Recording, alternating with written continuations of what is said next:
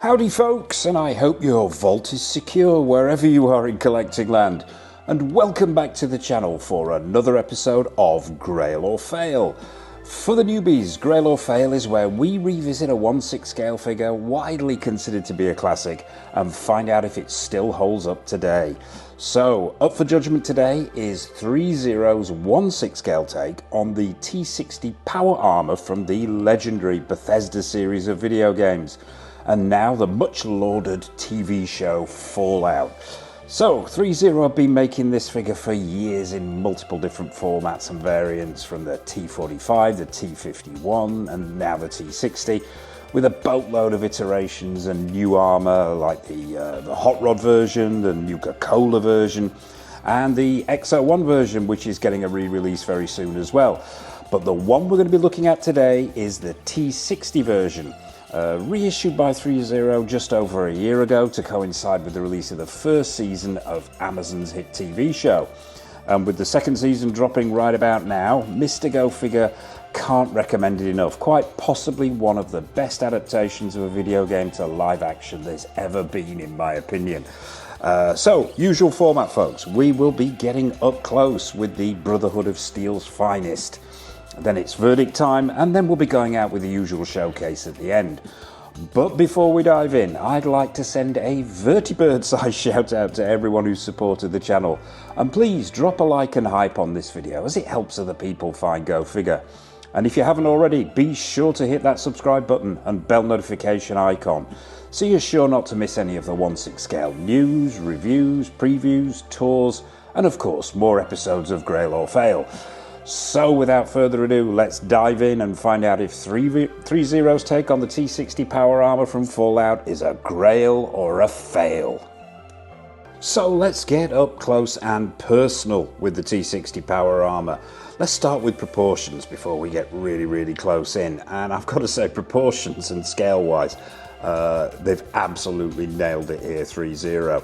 I brought out Johnny Silverhand, courtesy of Hot Toys from the Cyberpunk 2077 video game, just to give you an idea of the proportions here. Yes, admittedly, the T60 is on a chunky base with a turntable underneath it, but you get some idea here of how this guy scales up next to your average 1/6 scale figure. So yeah, as far as proportions go, nailed on here by Threezero. But yeah, let's take Johnny out of the picture for a moment here and focus on the big guy himself.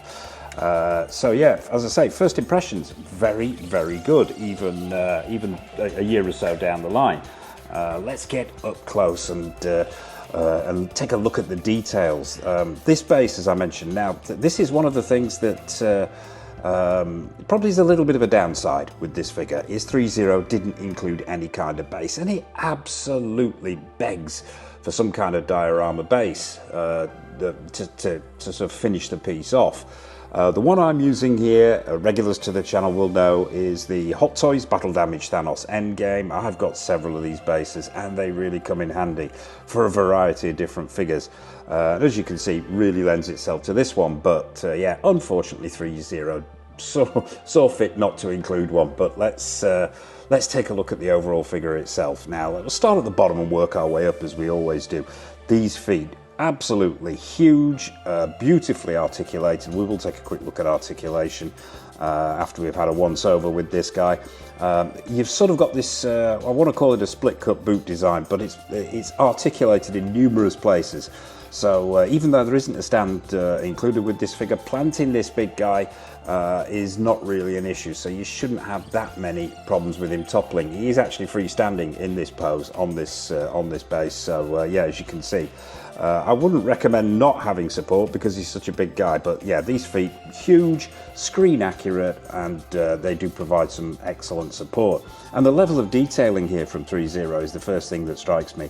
And the battle damage in the armour, I think they've done a cracking job here. Let's take a quick look around the back here now.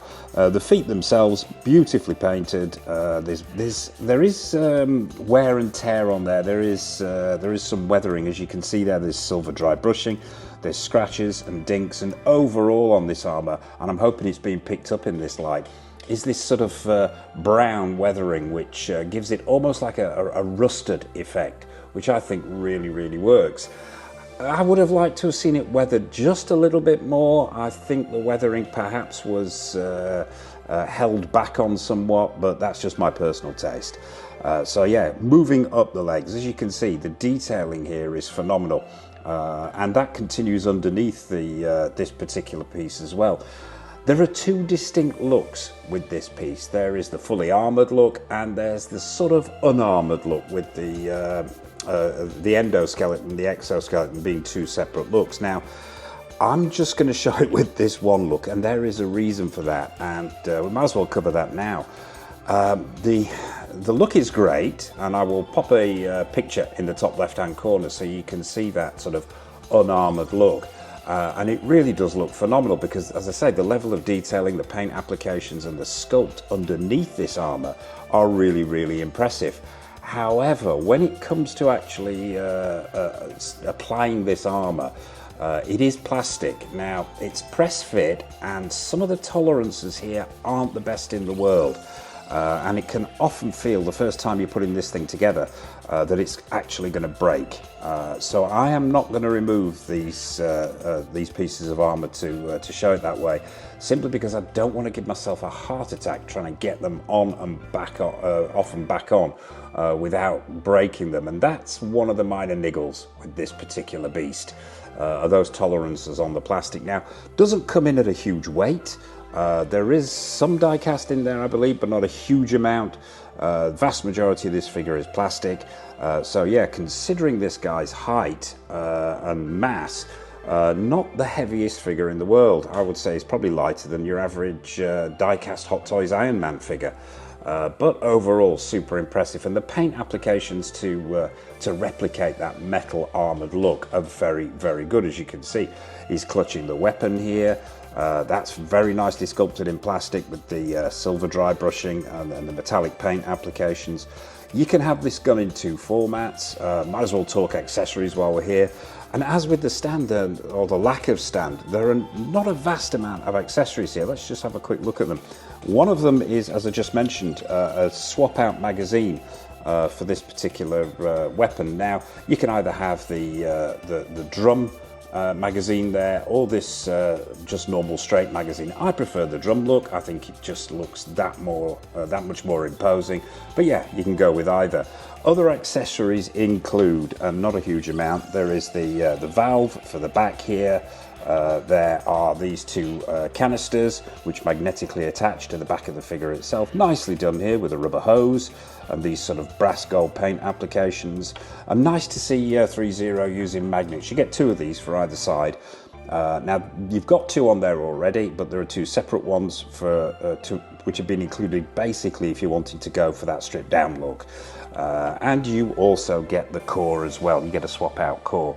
Now, the fusion core has got a magnet in it as well and will attach to the back of the figure, but we'll see the other fusion core when we flip it round. And paint applications on both the valve itself. You've got this blue paint application here, very good. You've also got the paint applications on the core, nicely done. Some weathering there, yellows, silvers, and a red on the top. And you also get a swap out head sculpt. Let's bring this guy front and center. Now, this head sculpt isn't, it's not Aaron Moten from the TV show. It's not Maximus. This is basically it's a reissue of the original head that the Threezero gave us when they first released this figure. Now, when they did first release this figure, obviously TV show didn't exist. They based it on the character generator from the game itself, and I think they've done quite a good job here. I think the skin tones, and we'll get close on this guy, the skin tones, the textures are very good. The eyes are nice and glassy. You've got a 5 o'clock shadow there. The skin tones and texturing, very good. Let's just take a look at the hair. The hair, very well done, that shaved head look, but it's gradiated. And overall, I think this is a very good head sculpt, and you can go for the unhelmeted look if you want to, which is a great option. And I suppose at a stretch, you could pass this off as Maximus in your display if you were that way inclined. But yeah, Great little inclusion there, even if it is from the original, but back to the big guy himself. So yeah, that's the weapon with the swap out magazine. Let's take a look at this armor. Let's spin him around. Got to be a little bit careful here, don't want him to topple. Now you can see colors, paint applications, detailing, all excellent. The detailing on that abdomen section with that weathering that we spoke about. You've got those pipes running around the back. You've got sort of a purple hue to some of that pipe work, and the weathering is there on the orange pipes in the crotch area. Let's talk articulation now. The articulation's actually pretty good on this. You've got sturdy ratchet joints at the elbows there. The hands are pegged in, and with most, as with most Threezero sort of automated 1/6 scale figures, you're getting those jointed hands. Now they're jointed in several different places, which is great. Owners of Transformer figures and so on will recognise this way of doing hands really well. Yeah, you've got joints at the knuckles, you've got joints where the fingers meet the hands, so you've got plenty of articulation in there. Let's spin him round so you can see the weathering from the sides here and round the back. The armour itself is screen accurate, the profile really impressive. Let's take a look at the joints in the knees. You've got that sort of purple hue again. I really like the contrast between that purple, that sort of purple hue going on in the joints at the knees there. Around the back, that detailing and weathering is continued, not quite as heavy around the back here, and you can see how those jointed feet work with those multiple joints in the feet to give you that articulation. Coming up, you can see the suit underneath the armor, and that's weathered as well. Once again, I would say perhaps the weathering could be a little bit better. Up to the valve at the back of the armor. The valve itself, as I said before, magnetically attached and a magnetic core on the inside. That swap out version is for the unarmored look, and once again a replication of the tanks on the back there with the rubber hoses. Now moving up to the shoulder area, you've got these huge armored shoulder sections, and once again screen accurate. Loving that brown paint application going on there. It looks really screen accurate and on point. Let's spin him round again and pray that this guy doesn't topple. On to the all-important head sculpt. Now, I think Threezero have done a cracking job here. It comes off as metallic, it is screen accurate. You've got those hoses that run round the back there, and overall a very screen accurate and impressive representation of the T60. Also has a light up feature this. Now I'm going to try and activate this with one hand and pray that this thing doesn't fall over. There's a little switch on the side here. Yeah, you've got some button cell batteries which you put in the top of the head itself, and the eyes and the lamp on the helmet light up. The lamp itself very bright, as you can see here, and we're under some very bright LEDs, so the fact that that stands out means that it's super powerful. I think the light up feature on the eyes, not so good, because I don't know whether that's relying on the bleed from the LED in the lamp or whether it's just a little bit on the dim side. The eyes themselves look great in pitch darkness, but under lights like this you're not going to get an awful lot coming out of them, but it is what it is. And I mentioned this in the full review for this particular piece on the channel. The switch on the side of the helmet there is not the best in the world. It feels cheap, I've got to be honest, and I'm really wary of using this light up feature. As regulars to the channel will know, I'm not a massive one for light up features on my figures, but yeah, that switch itself feels quite cheap and feels like it could stick. It hasn't broken as of yet, but it makes me sweat, shall we say, when I use it. But overall, I think the armour is super impressive. The articulation for a figure that is armoured this way is very good. You've got ratchet joints at the knees, ratchet joints at the shoulders there and at the elbows. Obviously, you're going to be limited to how much movement you can get out of this guy, and that's inevitable when you're looking at something that's as heavily armoured as this. But overall, I think super imposing, incredibly screen accurate, and just a great representation of the T60 armor in the movie. However, there are in the TV show even. However, there are some downsides to this, and I think we need to cover those in the verdict. So that's the T60, and it's verdict time, folks. Okay folks, so it's verdict time on Threezero's take on the T60 Power Armour from Fallout. Let's start with the good stuff. Proportions, absolutely nailed on. Yeah, the proportions are there perfectly. The screen accuracy is most certainly there, whether you are the aficionado of the video game or more of an aficionado of the TV show. Absolutely, screen accuracy there in spades as well. The armour, very well painted, looks very convincing as metal. Articulation is excellent considering he's such a heavily armoured guy. The light up features, we'll get to those, but overall super imposing, super screen accurate. Level of detailing is very, very good. Articulation, excellent, as I mentioned. The downsides, and there are a few downsides here. Let's start with the armour itself. As we spoke about before, the tolerances when you are putting this armour on are not the best in the world. Once you've got it on, if you manage to get it on without any breakages, it's nothing short of a miracle. Once you've got it on, chances are you're not going to want to take it off, which sort of defeats the object of having two separate looks for this particular guy. Accessories, they're a bit Spartan. Yes, that swap out head sculpt is very, very good, but the fact that there's no stand, and that's pretty much your lot. You would expect the money to be in the figure, and we will get to money as well. Downsides as well, that light up feature isn't the best in the world. I would have preferred some heavier weathering, but that's my personal taste. The biggest downside here, I think, probably is the price point, ironically. The price point versus what you actually get. Now, I don't think all the money is in the figure, let's put it that way. I'm being polite here. I think for the amount that we lay out for this particular piece, there could be more, and it could be better done. That armour, there could be more metal in there, the tolerances could be better. I think it's the overall build quality lacks in some areas, but is this figure a grail or a fail? Now, this is probably one of the hardest decisions I've ever had to make in the Grail or Fail series. On one hand, this is a Grail piece. Nobody else that I'm aware of does a 6-scale power armor figure, and therefore no one does it as well. So I suppose if you are a massive fan of the game, massive fan of the TV show, and you want this guy in 6 scale, then yes, it is a Grail, because there's nothing really else to compete with it. However, I'm trying to look at this dispassionately and compare this and look at it as a 6-scale figure and the build and the money you've spent on that. And to be honest, I don't think it's quite there. It's a little bit short for me in certain areas. It's those minor niggles. It's the lack of the stand. It's the plastic that they've used in the body not being quite well molded enough.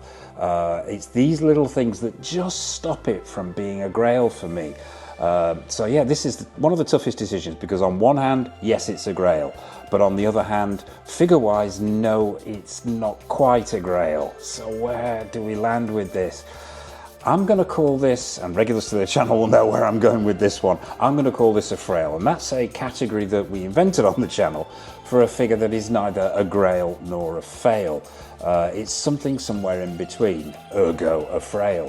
What I would love to see Threezero do is maybe revisit this in diecast, maybe look at some of the areas where the improvements can be made, and rather than just reissue, or repaint, I'd like to see them give us a 2.0 version and a completely revamped version for 2026 or 2027. So there you have it, folks.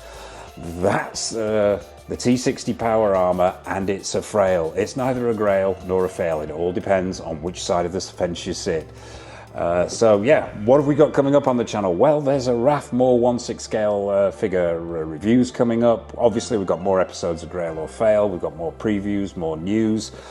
In the review front, the next figures coming in will be Infinity Studios' take on. We're continuing the mech feel here. Infinity Studios' take on Gypsy Danger from Pacific Rim. Really looking forward to getting my hands on that one. We've got Susu Toys Daywalker, aka Wesley Snipes, as Blade from Blade Trinity. That'll be coming in really soon for review as well. So as I mentioned at the top there, be sure to mash that subscribe button and bell notification icon so you're not missing anything. And I suppose all that remains for me to say is from myself and from the frail that is Threezero's take on the T60 Power Armour. A massive thank you for watching as always. And until next time on the channel, take care of yourselves. Happy collecting, and it's over to the showcase.